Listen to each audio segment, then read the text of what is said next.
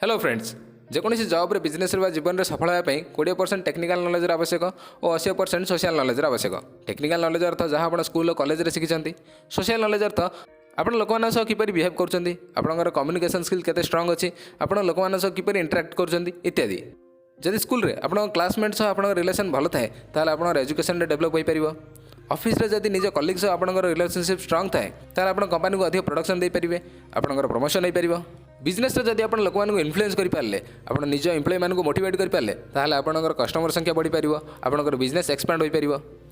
Life रे जदि आप निज आखपाख लोक मन जीति पारे ताल आप हैप्पी लाइफ बंची पारे। इन सर्ट आप लोक जिते भल रिलेशन थाए आप बेटर लाइफ बंची पारे। आज आम भिडियो किसी प्रिंसिपल शिखा जहाँद्वारा आम लोक इन्फ्लुएंस कर और एक गुड रिलेशनशिप क्रिएट कर। Principle number 1, don't criticise people.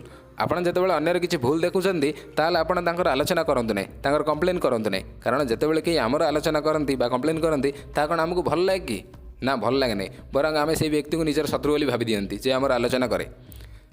तेणु आप अन्य क्रिटिसाइज करतु ना। जदि आप देखते आप सांग कौन भूल करूँ यह कहतु ना जे यही फिल्ड तुम दुर्बल अच्छ, आपको यह कहतु यही फिल्ड तुमको इम्प्रूव करार अच्छी। जिते आप अन्य वीकनेस विषय कहते से अपमानित फील करती, डिस्करेज फील करती।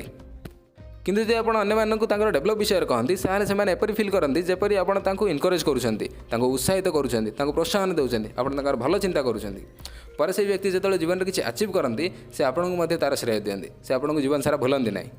फॉर एग्जांपल, रवि नामक जड़े व्यक्ति गोटे कंपानी रे सेफ्टी इंजीनियर रूपे कार्य करुले।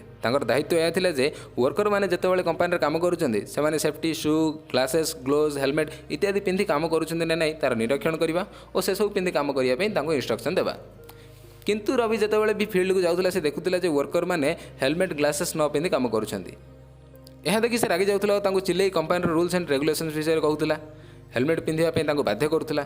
वर्कर मैंने भी सामने कथा शुणी हेलमेट पिंधि दौले कि से गलापर हेलमेट बाहर करदे।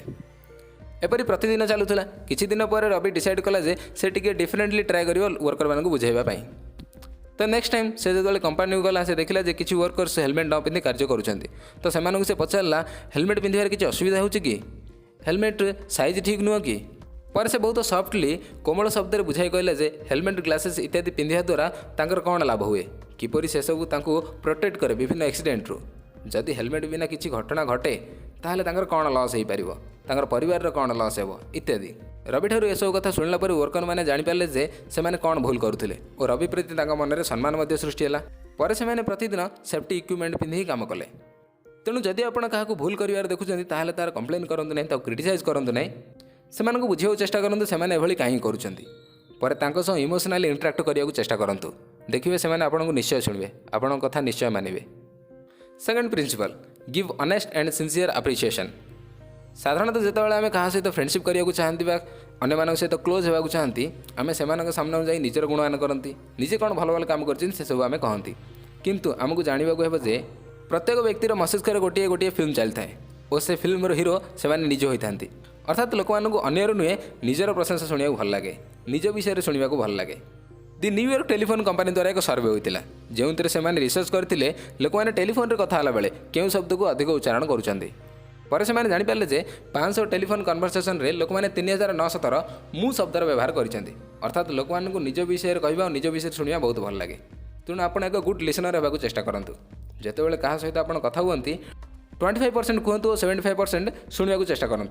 कथा हाँ समय तांकर नाम को बारंबार उच्चारण करूँ, कारण यह मनुष्य मानकर एक साइकोलोजी जे से निजर ना और निजर प्रशंसा अन्य मुहर शुणा बहुत पसंद करती, जहाँद्वारा ग्रेट फिल हुए, इंपोर्टाट फिल हुए। तेणुक लोक मैंने नुआ गाड़ी किणती, नुआ मोबाइल धरती और जी आवश्यक ताठू बड़ घर तैयारी करती। तेणु आप अन्यर भूल को इग्नोर करूँ और अन्यर भल काम को प्रशंसा करूँ। लोक मैंने प्रशंसा शुणा एत भल पाती जे से पाखक टाणी हुई आसवे और आपंक सह टाइम स्पेंड करने चाहिए। Third principle, arouse in the other person and eager want.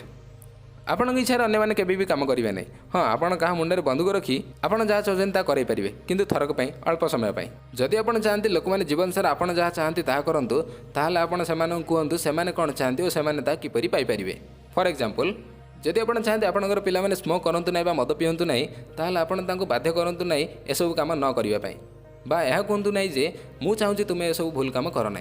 जदि आप एपरी कहे तो से आपन सामने स्मोक करेंगे ना किंतु आपण पछरे स्मोक करिपारंती। तेणु कहतु मद पीवा द्वारा स्मोक करने द्वारा किपरि से एग्जाम पास करेंगे ना इंटरव्यू क्रैक करेंगे ना से जीवन में जहाँ गोल्स अच्छी अचीव करेंगे ना ताले से सब बैड हैबिट्स को छाड़देवे जहाँ सक्सेस और कैरियर रास्तार आसे। तेणु लोक मानू ताहा कहतु जहाँ से चाहती आम आम पेट डग मानक कहीं भल पाती प्रति आकर्षित हुआ कारण से आमको देखिले आम पाखक दौड़ी आसती आम सह खेलती आमको स्नेह करती बदल से आम ठार किसी भी चाहती ना। तेणु आपण भी अन्य मैंने जहाँ चाहती ताहा दिंतु पर आपण जहाँ चाहती आपको आपे आपे मिल जाव।